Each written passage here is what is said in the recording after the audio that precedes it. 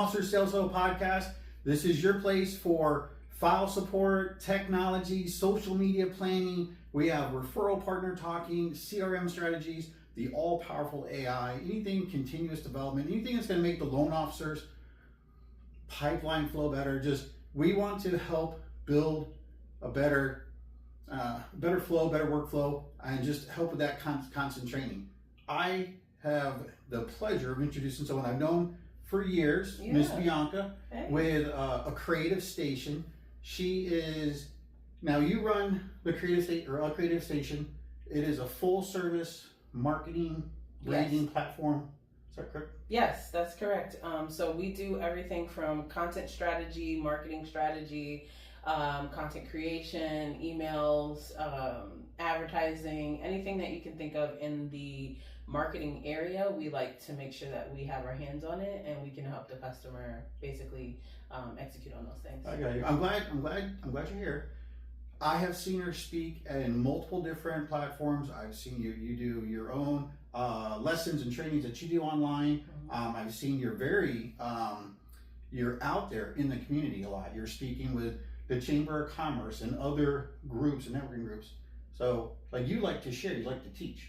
Yes, I think it's important. I mean, as a business owner, when I started out, I didn't know anything about business, right? Like, I just knew that I wanted to make money. Like, that was the gist of it. So I didn't know how to, like, put my, different things behind business. And it was people who taught me that made me the entrepreneur that I am today. So whenever I think about the beginning stages of where I am, and I think about other business owners and what they go through, I always want to give back and say, like, get them to a place where they can afford to do or delegate or whatever the case may be, because not everybody's there. I got you. Yeah. Well, I like to pull experts in their field onto the show to talk about, what they're doing, what they can see, what they can share to help. I actually gathered a handful of questions from other loan officers, from other brokers. So it's gonna be like testing your knowledge. I have a feeling, I know that you know these answers, but I do think there's a great, some of the stuff we've seen, it's like, well, I just thought everybody knew that already, but they don't. So you kind of have to break it down to the basics. One of the things that we hear all the time, especially when new loan officers are coming out, they're saying, "Oh, I got to build my brand." What does that mean? Do they just need a logo? Like, when you have to build your brand? What's your brand? Right. So your brand is basically the perception of how people feel when they are in your atmosphere. For instance, like on your website, on your social media, in your presence. What is that overall feel and vision that you bring to that encounter, right? Yes, it can be identified with a logo, right? You have different logos for different things, but they basically express what you want the people to feel, right? So the colors, the wording, your vision, your mission, all of those are components of your brand. And they all encompass basically what you want the consumer to feel. Like, how do you want your client or customer to feel when they are in your presence, in your world? Okay. Yeah. So there's a lot more than just, I need to make a logo. Right. It's a feeling. Yeah. Okay. Right? So, like, for instance, when I'm here, there's a feeling here. Like, it's very youthful, it's modern, it's fun. Very youthful. But I'm saying, like, with, like, even the attire you guys, like, you're not stuffy. Like, it's not very corporate, even though I know it's a corporate place, but it's still very, like, relaxed. And, and that's that's pretty much the feelings that I'm sure you want people to feel when they come in here, right? So it's more of the feeling and how you represent those feelings. So for instance, like, a lot of brands will say, well, I want to represent luxury, so they'll pick like a royal blue to represent that, or they want to feel like an authority, so they'll pick a red, right, that stands out, it's bright. Okay. So it's basically representing a feeling to a customer. I like that. That's good. That is definitely deeper than I thought. Good. So now when loan officers are talking about, well, okay, I'm new, I'm getting out there, do they have to have a business page, or can they just build off their personal page? Do they need both? Should they have both? What do you? I believe you should have both, because the professional and the personal are two different things, right? You want to be respected in your industry. So having a business page, having a website, all of that is important to express your authority, right? And in an industry like finances, you want to make sure that you look credible. So using your personal page is a tactic when you want to share content, or you want kind of like a bigger reach because of how the algorithm works now. But it is important for you to have your business pages, like Instagram, Facebook, whatever the case may be. What adjustments? And I am reading these. I took the questions from. I told a lot of loan officers who's coming in, and I asked them to share, like, what do you want to learn? What do you want to know? What do you want to what do you want answers to? So what adjustments should they make to their page to get the right audience? Like, is it more of just stop friending everybody random and go more towards like the realtor side? Is it like how are they attracting the right audience? Is it certain groups?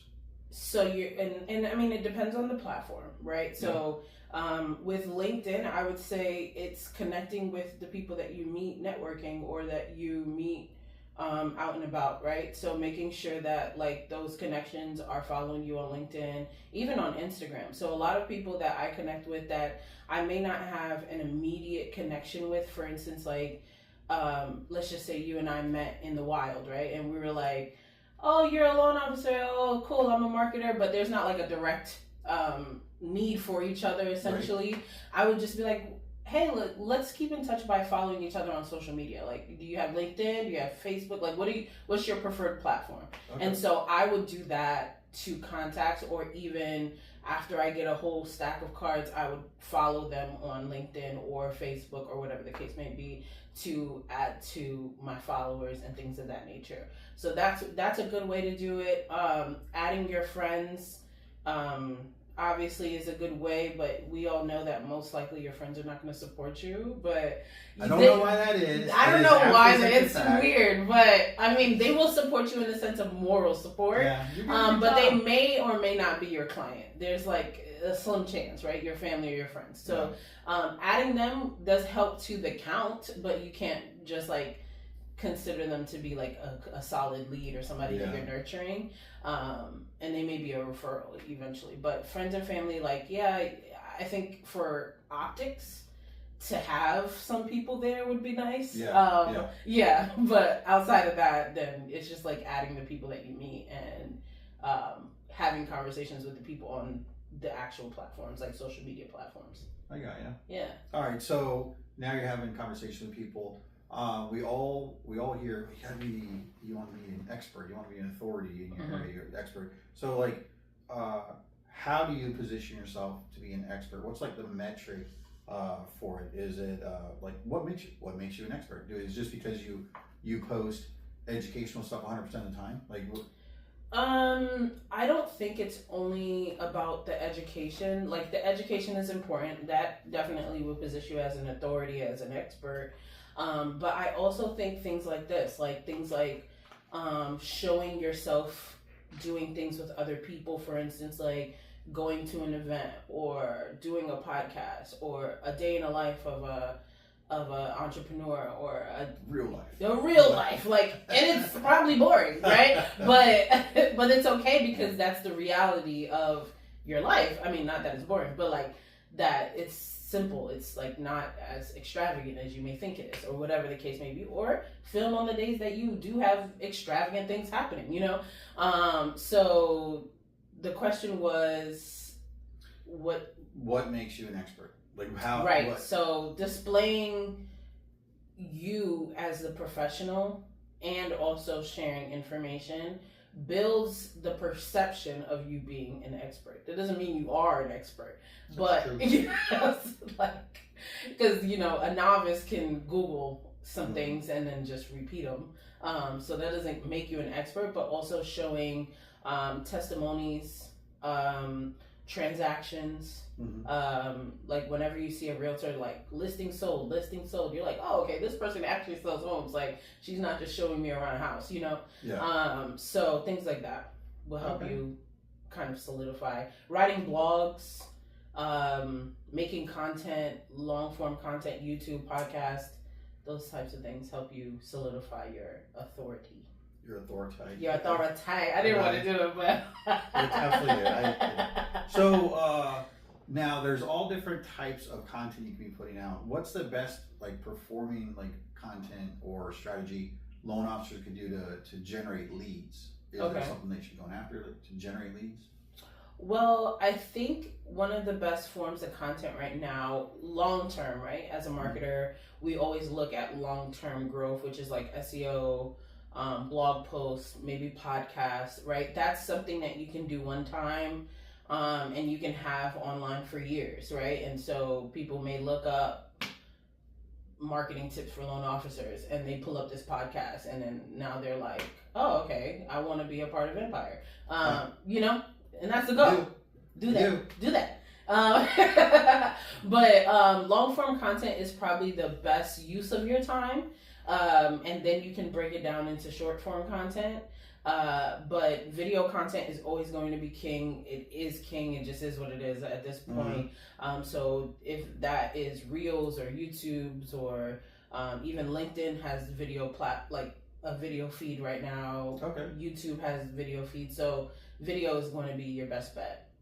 But generating leads with those platforms, you want to just make sure that your sales funnel is together, right? So you can make videos all day and get likes and shares or whatever, but at the end of the day, are you placing a call to action in the video?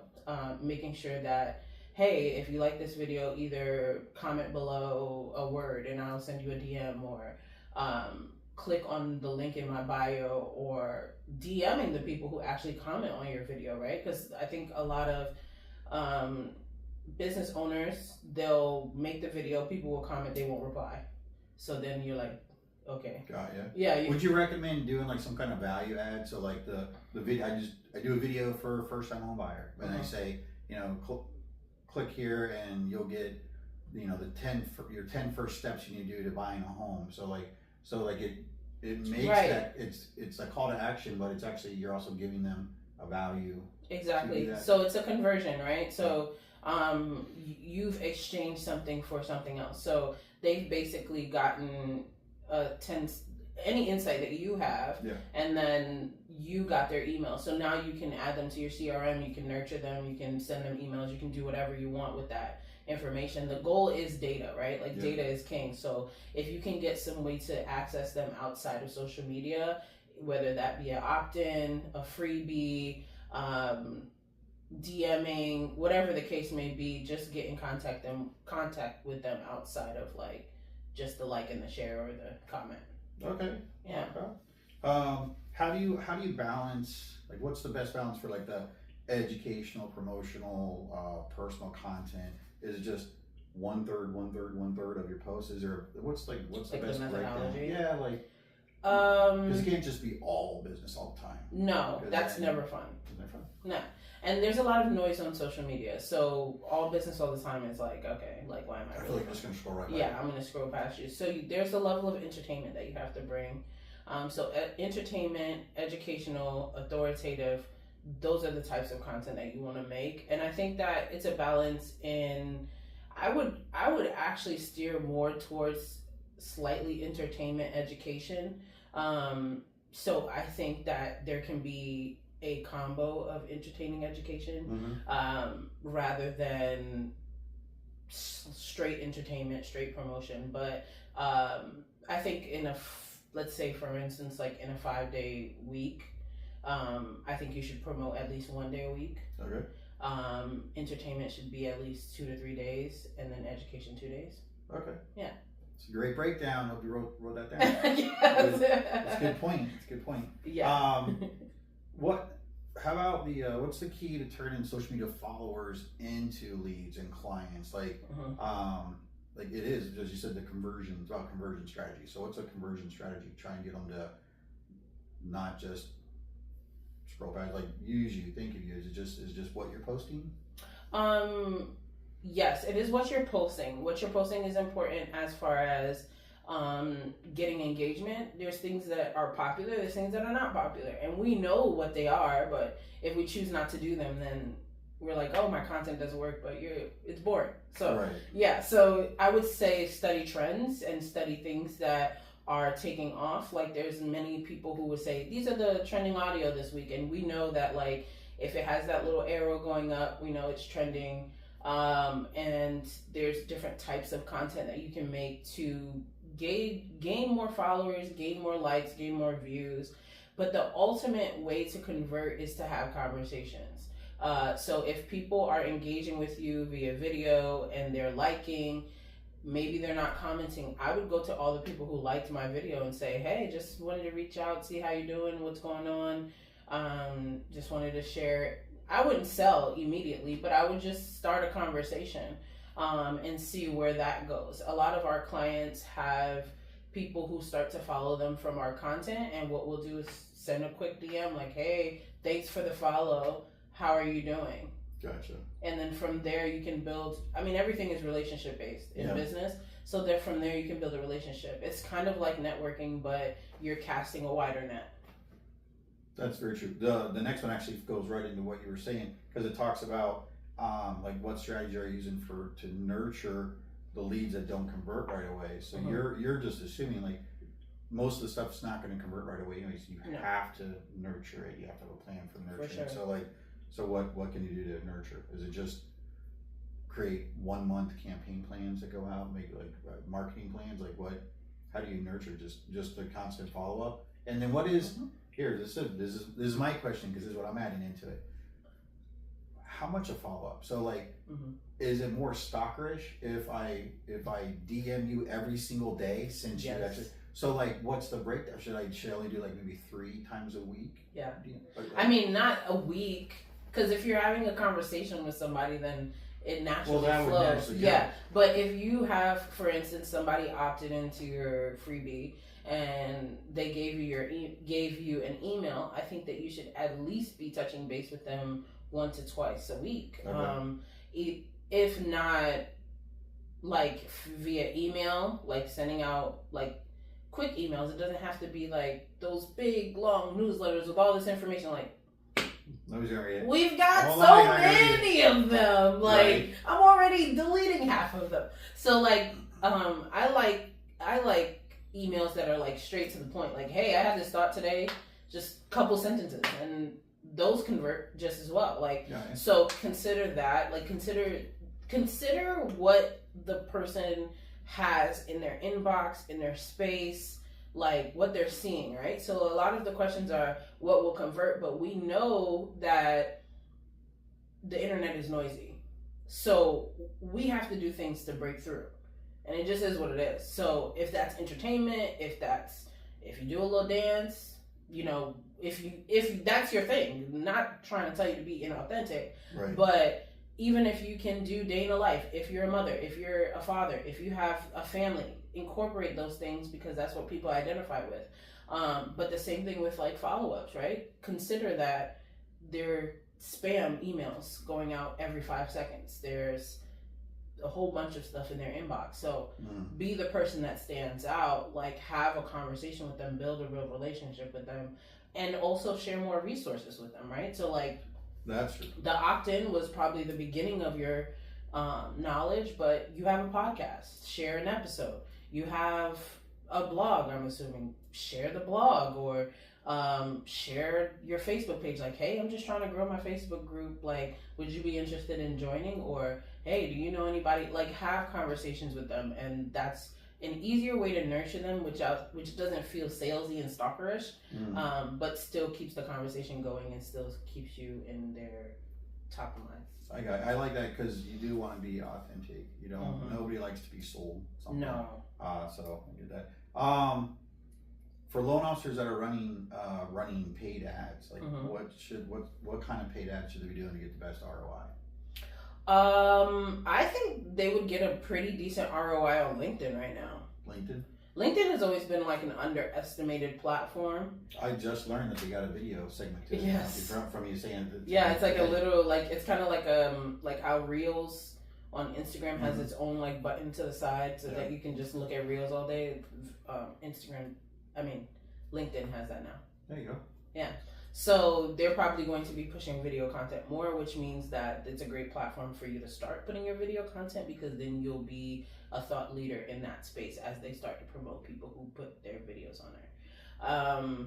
So LinkedIn is a good platform because most people are professionals on there, or are looking for professional advice, I think. Google Ads is always a great platform, but I'm assuming as a loan officer that it's a saturated field, and so you'd have to pay a pretty dollar to kind of break through that. So I would suggest social media ads if you have smaller budgets. And the social media ads I would promote would be the educational videos that you make. For instance, I was just thinking about like content ideas when I was on my way here for mortgage lenders, and a lot of the process of buying a home is kind of obscure. Like, you don't know what's really, it's like this, like, you want to buy a house, but you don't know the process for real, like, so I think breaking down, like, people who can break down, like, okay, this is what escrow means. Like, that's a video on its own. Like, people are like, what is escrow, That's or a big question. It's a big question. But even just like, what does the loan process look like, right? Like, what does the application look like? And do I need to be scared to talk to a loan officer? Am I locked into a loan? Like, all of these different questions that you probably get on a regular should be your videos. And then from there, you can advertise those videos to whoever your target market is. Is it single moms or people with families or professionals who are interested in like skiing or whatever kind of pastime? So then you can send the content their way and build your authority, and then that goes back to your sales funnel. Okay. Yeah. I like that. What tools? I feel like I'm not even getting a chance to drink your water. It's okay. Because We're in here. Fire round. So, what tools or automations would you recommend for people to either create content or scheduling or engagement easier? Because not everybody has time. 3 hours a day to work on this stuff. So, at some point, I'm assuming every loan officer should be talking and setting up a professional, having this done because of the audience and the reach that you can get somebody versus what we do ourselves. But what are some things for content creation, scheduling, and engagement? Okay, for scheduling specifically, I actually use the native platforms. So, for instance, Instagram and Facebook. Meta Suite now has scheduling inside of it, so you don't have to pay for it. But if you are scheduling to different platforms such as LinkedIn, things of that nature, I've used Buffer, I've used Hootsuite, I've used Planoly or something like that. I think that's the name of it. I've used eClencher. They're all the same. Like, they all do the same thing. But if you want to go the free route, then MetaSuite is free. And also, like, even if you're only on one platform, for instance, you're only on Instagram and you want to schedule out your reels, you can do that as well on Instagram. So I think if you want to save money, you do it that way. But so that's for scheduling. For content creation, CapCut is a great platform to edit your videos, especially if you're doing like vlogs or if you want like cool edits to videos. They have a lot of templates that you can use. They have a free version and a paid version, so it's up to you. A new platform that I've used recently is Opus Clips. For that. Opus Clips is great for long form content, which I would suggest for loan officers to create long form and then condense it, especially if we're talking about time. I think one of your questions was like, if you have 30 minutes a day, what should we do? I think you should create long form content. Jump down. I know, I'm sorry, but I knew that I felt like it was a good like connection. You know what I mean? Because if you're talking about time, we already were talking about time. So if you're talking about you don't have enough time to do it, that's fine. But like 30 minutes, film a podcast or film a YouTube video on. We talking about escrow. What is escrow? What does it look like? What does the money do? Da da da da. Right. So now you have like a 15-minute video or whatever the case may be. Put it into Opus clips. Get you like 8 or 9 1-minute videos, Gotcha.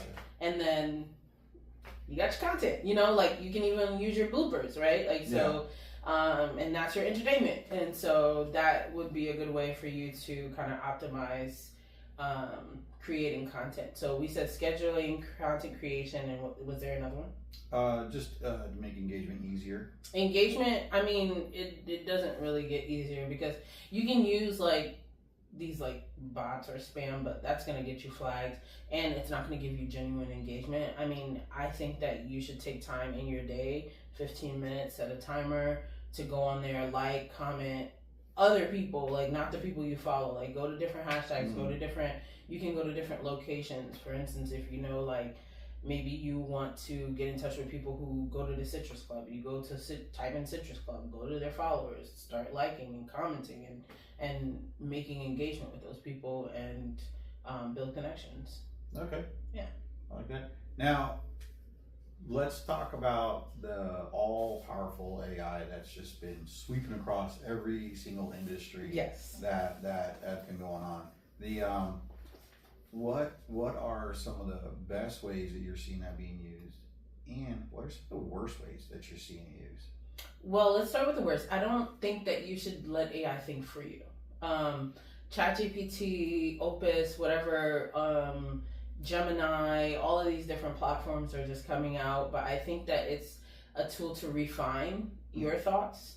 It can help you with ideas, but I think that we should definitely still be the thought leader, especially if it comes to blogging, right? Like for blogs, it's probably like the easiest thing to do, like write a blog for me that's da da da da. Well, it doesn't sound like you. Like people, no, it sounds horrible. Yeah, I believe that people can look at me like, oh, I know Bianca. She didn't write this. Or I know Norm. Mm-hmm. I know how he speaks. I know what they say. Like that's like right. It's not authentic anymore. Exactly. What I would do if I'm using AI to create that kind of content is I would speak into it. For instance, like if I had, we're using escrow. So if I had a blog topic about escrow and I would speak, well, this is like maybe 10 sentences about what it is. I would speak to text or whatever, and then say like, make this sound better, right? Like obviously, but keep it in my tone or keep it in my, whatever the case. So I think it's great to refine your messaging. With captions, I think it's a great option for captions. Why think of like, especially if you're posting frequently, right. It's good for ideas. Like I said, Opus Clips is great for editing like long form content. I think that it's quick answer here because this isn't part of the questions, but what's the difference of a short form versus long form content? What just so we make sure everybody understands. So a long form content would be over 5 minutes. So most of the platforms are like the cutoff is either 3 or 5 minutes from what I understand. TikTok may be longer now, but I'm not sure. But anything over 5 minutes would be considered long form content. Usually it kind of goes with like having it in like portrait or landscape mode. Usually like if you're in landscape, then you know that it's like a YouTube video. It's not like a short, like something that's quick and to the point. Long form content could also be blogging, vlogging, things of that nature. But most long form content does go on YouTube if we're speaking in video format. Got you. Okay. Smart. You're smart. Smart. You know what I'm saying. I happen to be a professional. How important is video content today? So people, that question's wrong. I know video is important. Yes. Like, what should they be doing? How, like, because we know it's important, should they be, spit out a 30-second video. Stop doing just a stagnant post of stuff. Like, stop leaving voicemails. Maybe change to bonbon videos. Like, what bonbon videos? That's like, it's like a video text that goes out. So instead of you texting somebody an answer back, you could send them it's a video. It's a video message back. Okay. Or even audio text messages back. Just step it up. So, like, how can you get people to stop being like, oh, I don't look good today, I'm not gonna do a video? Like, what? Just. I hate it. I mean, I don't look good, I don't want to do a video today. That's like, I mean, there are winners and there are people who don't win. Yeah. It just is what it is. Like, you can either get over that. I mean, not to say that it's the easiest thing, especially as women. Like, you know, you want to be looking good, but like find, hair takes a minute. Exactly. Like the time that it probably took us to get ready, it was vastly different, right? But at the end of the day, we know that this is the landscape of marketing. It's kind of like when billboards were huge. Okay. Nobody that actually got a billboard was like, I don't want to be on the billboard. You know, like, it's the nature of what we're doing now. So it's either you get on board or you don't get on board. If you don't want to get on board, then cool. Like, you can find ways for you to do content, if it's blogging or if it's just networking and then connecting that way through LinkedIn, and that's the kind of authority that you want to build, then cool. That's also a way to work. Emails work. Like, this also works. You don't have to do video content, but it's easier and it is more effective and it's less time consuming. Yeah, the ones doing it, they're vastly going to outpace the ones that are not. Like, you're going to, if you compete against someone doing videos, this is my professional opinion of what I've seen, somebody doing videos and somebody sending out email blasts, like, the person doing videos is going to spend less time, it's going to be a shorter message, and it's going to be a quicker turnaround on return versus somebody that's going to send out every single week. They're going to send an email. Like, you've got to get past the fear of being on camera. Just do it. You have a lot of great stuff to share. You guys all know so much about the industry, and there's so many people that need what you know. You have, So, share it. I agree. And you just have to get over that. I mean, you're talking about the types of content. So with videos, I mean, if you don't like to speak to camera, right? You're like the person that's like, I don't need to sit in front of a camera and speak directly to it. You can do voiceovers. So you can film, like, you can have yourself being filmed, or you can film yourself doing a podcast or whatever the case may be, and then do a voiceover later. And so it's more curated and it's not you directly to camera. That's a good version. You can do a day in the life. You wake up, you film yourself, whatever.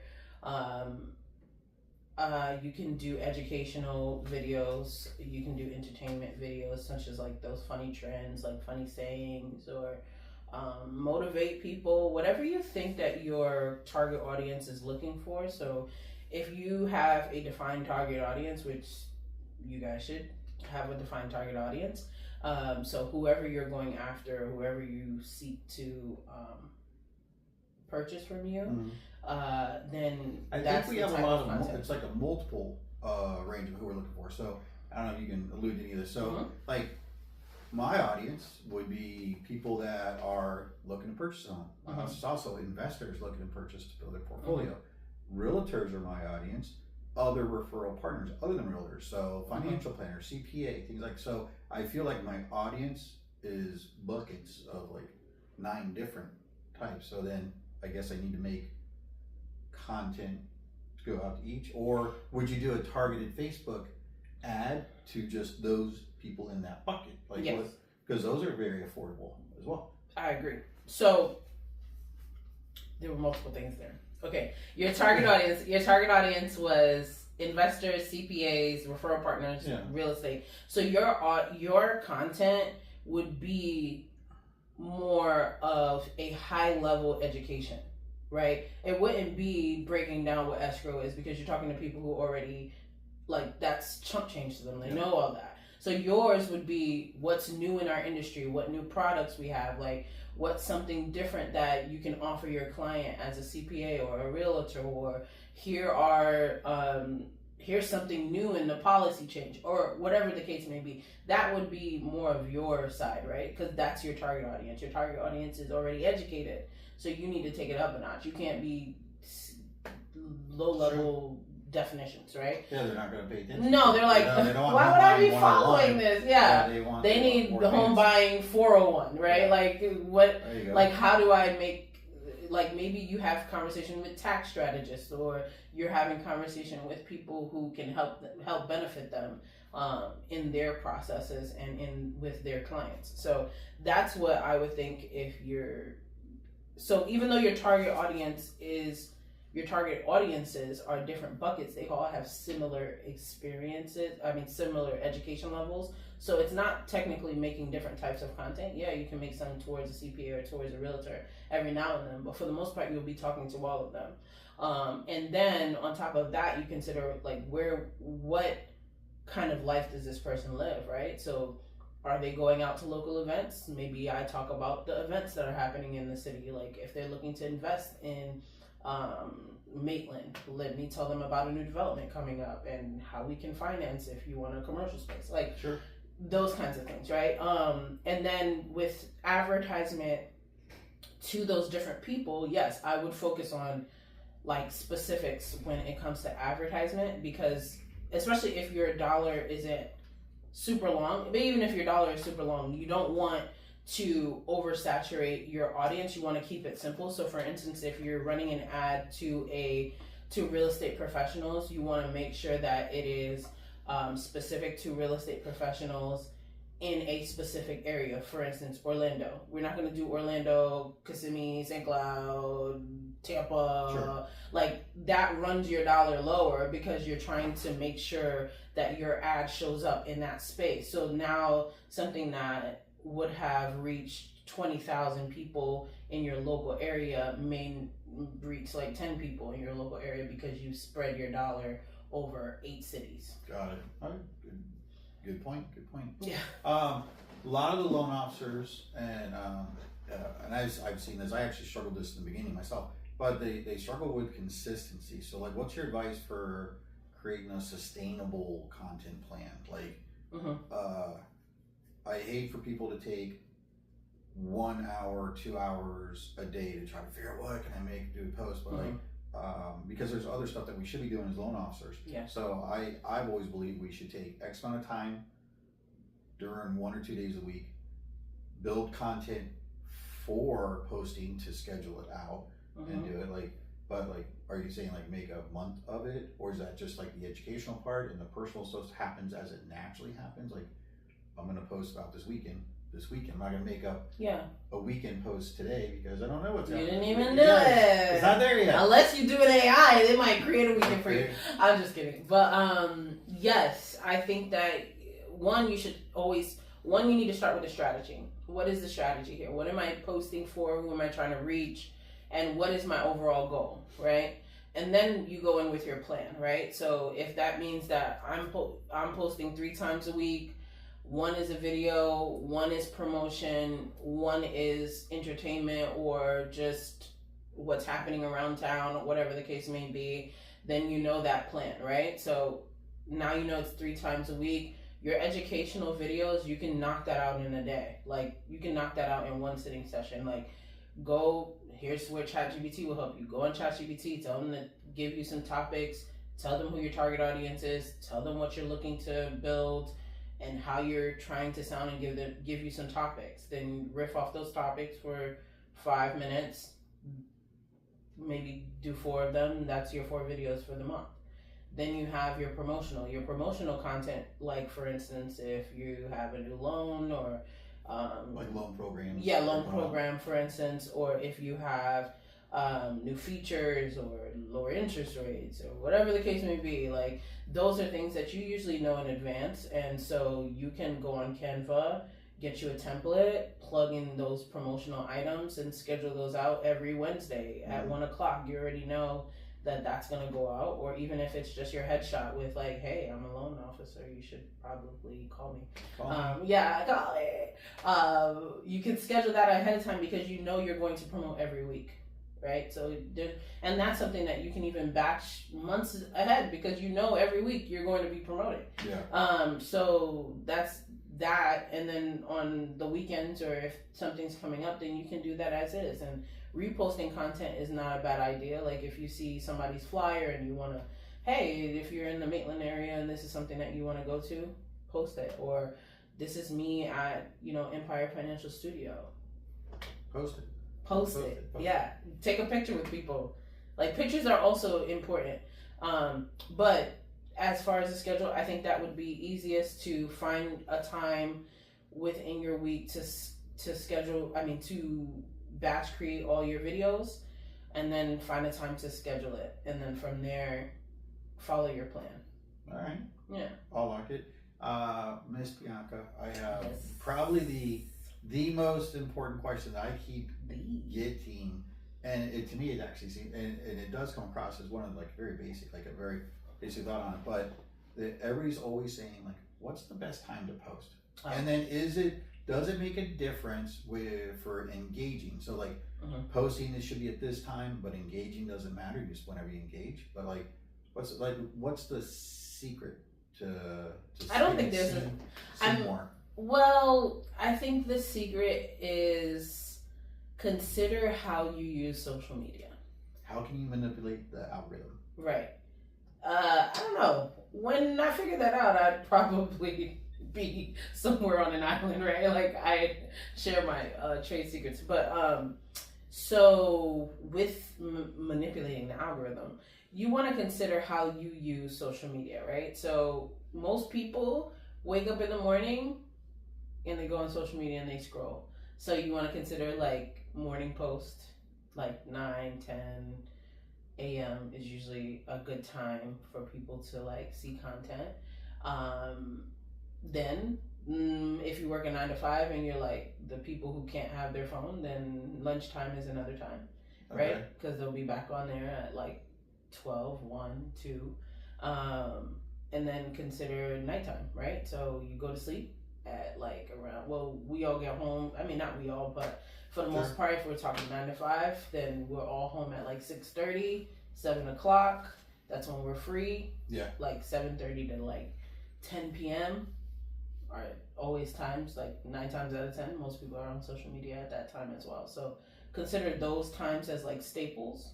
And then your social media, as you become consistent, will tell you what times work for your audience, right? So if you have moms, maybe they're up at 5 a.m., not 7, so whatever the case may be. So once you become consistent, I would stick with those staples, morning, afternoon, evening, and then once you get consistent with that schedule, then you can take a look at your analytics, and they will tell you what time your audience is actually more active. Yeah.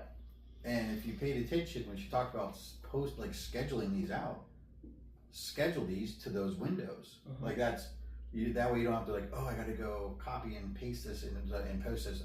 Use the schedule, but use it in the windows that you're talking about. Exactly. And that's what keeps it. And that would build the consistency. How long does it typically take? And I don't even know if you're realize it, but would it take for the algorithm to start seeing that you've actually? So I never posted. I'm horrible. Once a month I'll post, but then I start doing your plan. I start doing what you're telling me. Will it take for our stuff to start getting pushed up to where people will see it a little more easy? Does it take a solid month to get going, as long as to show that consistency? Honestly, it depends on the type of content. So it's very the algorithm. So consider this: that the goal of these platforms is for you to stay on the platform, right? It's a business. We have to consider that social media is a business. So what they want is people's attention. So if your content doesn't make people pay attention, they're not going to promote it. All right. So you have to consider, okay, is it entertaining or educational enough for it to generate? And that can be authoritative, educational, whatever. Is it enough people reacting to my content for the algorithm to?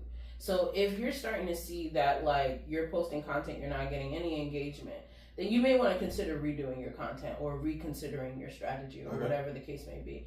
But it shouldn't, sometimes it takes a couple weeks or sometimes it takes a couple days. Like I've seen clients where I've put a video and we're like in thousands and thousands of views because it's just something that people have been wanting, you know? So it just depends on the type of content. But I think that if you are consistent, that you will start to see more engagement, but you also need to start engaging. Like it's important that you have a full system, not just like posting and like, all right, I'm good, I'm gone. Right. Like you have to also build the following outside of that. So for you guys that have listened to, there's tons of other coaching platforms out there. I know that last year they were trying to get explain the difference between social media versus business media, and I think that's exactly what you're talking about. It is not just about saying like or happy birthday. That's social media. Business media, in the simplest form that I can tell you, and the quickest way I can tell you, would be, hey Bianca, this is me DMing her. Hey Bianca, happy birthday. Hope the year was great. What's your plan for your birthday celebration? What's your goal for this year? That's going to get so much more reaction and engagement back and forth versus me just liking her post for the day and saying, hey, have a birthday. So that's the importance of the engagement. You got to create more conversations, which it's about building relationships. Like social media is about relationship building. Like the people who go super viral or super, like they have this super huge following, it's because people actually like feel like they know them. Like if you ever hear somebody talking about an influencer that they follow, you would think that was their cousin. Like they know so much. I know that their father did this and their mother did that. Like they know so much about their lives. Any influencer on YouTube, Facebook, whatever that we follow, it's because we feel invested and we feel like we've built a relationship with that person. And so if you want to be a professional that is bringing in leads organically through these social media platforms, you have to build relationship. It just is what it is. But that's in person and online. Right? Yeah. So it's a balance. I like it. I thank you. I thank you very much for coming. Thank you for having thank me. you for sharing your information, your knowledge. Like I know that you've done this for years and you have a really good grasp of all the ways to help people improve their marketing and what they do and how they build their business. So if loan officers want to get in connect with you, how can they find you? So you can find me on acreativestation.com. You can find me on social media. Bianca Belabre, Belabre is my last name. And you can find me on A Creative Station on all platforms: Instagram, Facebook, LinkedIn, TikTok, all of them. All of them. Any and all. And then, that's how you can get in contact with me. But nice. I like it. Thanks for checking us out. Enjoy having you here on the Loan Officer Sales Huddle. We'll see you guys next week. We've got a great podcast coming up with some of the industry innovators. We keep it as a surprise, but we're going to be posting here shortly.